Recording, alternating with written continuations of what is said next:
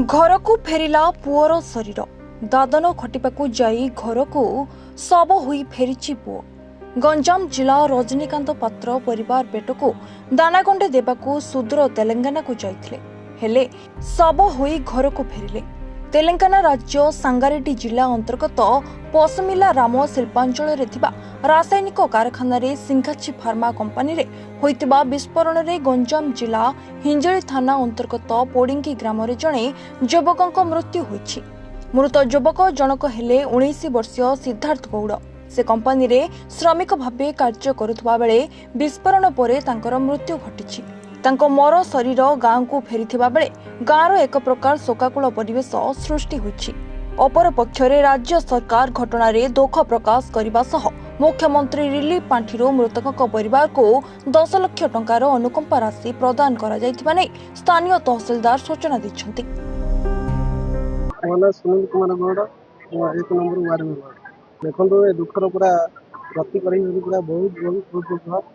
आई घटना जो 30 तारीख में आम शुणिलु न्यूज बाहर लगे जो फैक्ट्री जो भाई निआ लगी अशेष पूरा दुखित आम सब गाँववासी। सिद्धांत गोटे भल पिला थे मिनिमम से 1.5 वर्ष कि 2 वर्ष हम से दादन खटिया जाते से मिनिमम भल कंपानी मिलता भल कम करते जेहेतु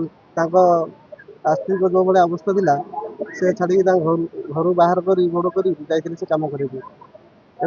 परिवार आर्थिक पूरा बहुत खराब एवं प्रशासन को अनुरोध कर बहुत प्रकार परिमाण में आर्थिक सहायता करें प्रशासन को धन्यवाद देवी। मो ना कांग्रेस गौड़ मो जे काल हो सी मो भाई ए सान भाई ए आम बंशर भाई जड़े है सी मोर भारी भल पिला घर एकमात्र पुओ चले दी भाई जड़े भाई आगु बाहर पढ़ुले गाँव आसुन से घर चलिए जड़े मात्र एकमात्र साथ थे घर परिवारटा बर्तमान पूरा धूलिसात होगा सत्य सामान हो प्रशासन से विनीत अनुरोध कर सहयोग कर परिवारटा उपकृत हे बोली। मो ना शंकर संग बेहरा आमर गाँ पोड़ंगी मु गोटे सम्मानसेवी गाँव देखु ये जो तेलंगाना दुर्घटना है कहीं आम गाँव से जो सिद्धांत गौड़ छोट पिलाटा श्रमिक भाई कम कर बयस बर्तमान 20 ରୁ 22 वर्ष भर तार परिवार सी हूँ रोजगार पिला परिवार कौन लोक रोजगार करने ना ए दुख घटना गाँ लोक सारा ओडिशा सारा दुख गभीर दुख चिंता कर दुखे समस्ते दुखी हुई देखो आपण मैंने केते जनसमुद्र अच्छी ए जनसमुद्र आपण मैंने सब अनुभव कर बहुत दुख जो घटना सरकार आप किसी सहयोग हाथ बढ़ेले भल हुआ। मो ना रमेश बेहरा मो पोडी ग्रामवासी मुझे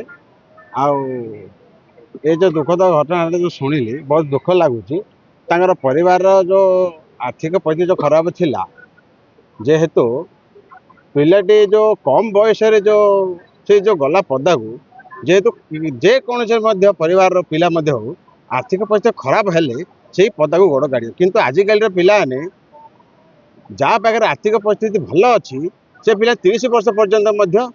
बाप पाखे अर्दली कर किंतु ये पिला खेलिया बुलिया समय से जाइए दादन खटिया किंतु ये जो दुखद घटनाटा आम बहुत बाधुची पिला खेलिया समय से जाकि मृत्युवरण कर परिवार आम ग्रामवासी बंध जहाँ भावुँ बहुत दुखद घटना। हिंजली रजनीकांत पात्र रिपोर्ट रिपोर्टर्स टुडे।